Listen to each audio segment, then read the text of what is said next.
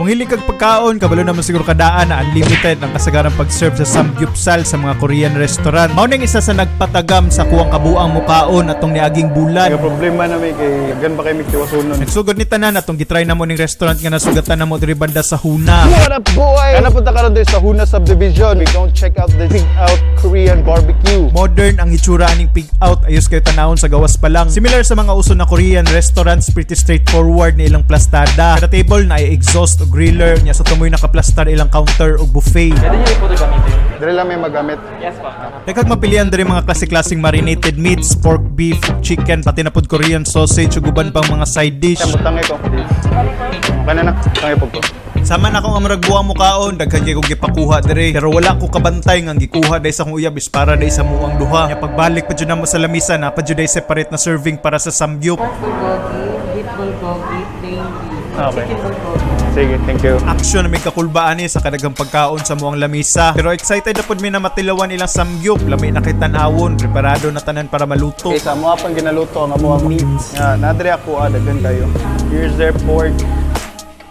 Chewy, juicy pork. Kami siya kay amo ang gipagod-pagod. Pagkatilaw na ko, nakaingon jud ko nga legit din nilang samgyupsal dire. Ganahan kay ko samot na silang marinated na mga karne. Buo kay flavor, lami kay pagkatimpla. So far lami man ang pagkaon.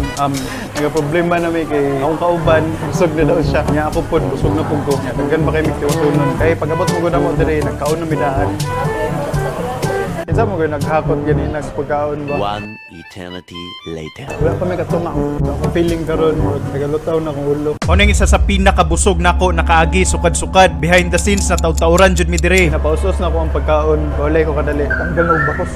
Sunod na, mag-itulyo kan. Bantayan yun na to sa magamod. Pero bisag naglabad na akong ulo sa kabusog, wala gihapon ko ni give up. Giahak ka ulaw ra makasala dire. Kasayang ra sa 300, mas 600 pa na apil akong uyab. Grabe, nalipong na ko. Ginakumot mo naong. So, kailan na siya? Kaya na to ni. Just believe in yourself. Gitulak yun nako, hinahinay taman sa akong makaya. Pagkagi sa pila ka hungitan o pila ka pahulayan, wala na ko kamalay nga nanaday ko sa ko ang last bowl. Nanamis sa pinakalas na yun. Grabe yun. Pwede na ko dili mo kaugis sa kasimana. Og sa wakas naabot ra jud nako akong ginahulat na last na hungit. Last na lang, mabuang na.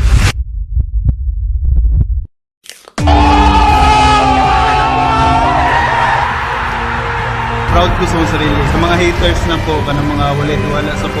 Nalawasan na ako karon. In your face. In your face. Just to clear things out, walay fault ang restaurant aning nahitabo. Wala po naman ituyuan, do not try this at home. Lingaw gihapon namang experience diri sa pig out, lami kay lang pagkaon. I-try po ninyo direk makaagi mo guna. Pero so kada to, nagyo ko nagpatakag kuha basta anli